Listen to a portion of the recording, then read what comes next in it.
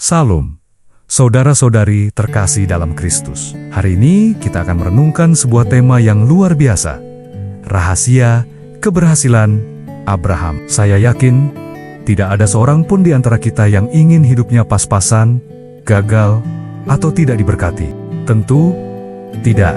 Sebaliknya, kalau saya tanya, siapa yang ingin hidupnya berhasil dan diberkati Tuhan? Pasti kita semua dengan serempak akan mengangkat tangan. Memang, hidup yang berhasil dan penuh berkat adalah dambaan setiap orang. Namun, untuk mencapainya, ada langkah-langkah yang harus kita kerjakan. Dalam bahasa rohani, ada harga yang harus kita bayar. Semua petunjuk itu sebenarnya sudah tertulis dengan sangat jelas di dalam Alkitab. Namun, seringkali kita abaikan. Salah satunya ada di Matius 6 ayat 33. Tetapi, carilah dahulu kerajaan Allah dan kebenarannya, maka semuanya itu akan ditambahkan kepadamu.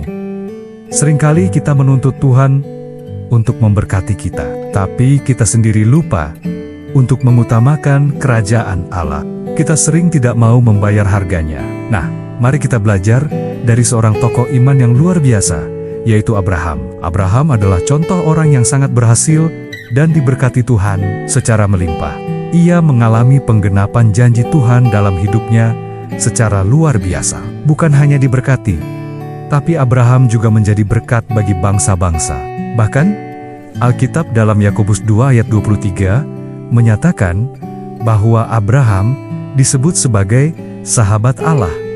Bayangkan betapa akrabnya Tuhan dengan Abraham. Mazmur 25 ayat 14 pun mengatakan, jika Tuhan karib dengan seseorang, perjanjiannya akan diberitahukan kepadanya. Pertanyaannya, mengapa Tuhan begitu memberkati Abraham dan menjadikannya begitu spesial? Apa rahasianya? Jawabannya sederhana. Karena Abraham adalah orang yang taat. Ketaatan adalah kunci utama untuk menikmati berkat Tuhan. Ingatlah saat Tuhan berfirman dalam Kejadian 12 ayat 1. Pergilah dari negerimu, dan dari sanak saudaramu, dan dari rumah bapamu ini, ke negeri yang akan kutunjukkan kepadamu. Kita tahu bahwa orang-orang di daerah asal Abraham, termasuk sanak saudaranya, adalah para penyembah berhala. Karena itu, Tuhan memerintahkan Abraham untuk memisahkan diri dari mereka. Dan apa yang Abraham lakukan? Ia taat. Ketaatan Abraham untuk meninggalkan negerinya dan keluarganya, bahkan ketika ia belum tahu persis kemana harus pergi, adalah bukti betapa ia sangat percaya kepada Tuhan. Inilah yang disebut iman. Iman yang disertai dengan perbuatan nyata. Inilah iman yang hidup, yaitu percaya sepenuhnya, walaupun secara kasat mata, kita belum melihat bukti apapun. Mari kita renungkan. Apakah kita sudah memiliki ketaatan seperti Abraham? Apakah kita sudah menempatkan Tuhan sebagai prioritas utama dalam hidup kita? Rahasia keberhasilan Abraham bukanlah terletak pada kekuatannya sendiri, melainkan pada ketaatannya yang total kepada Tuhan.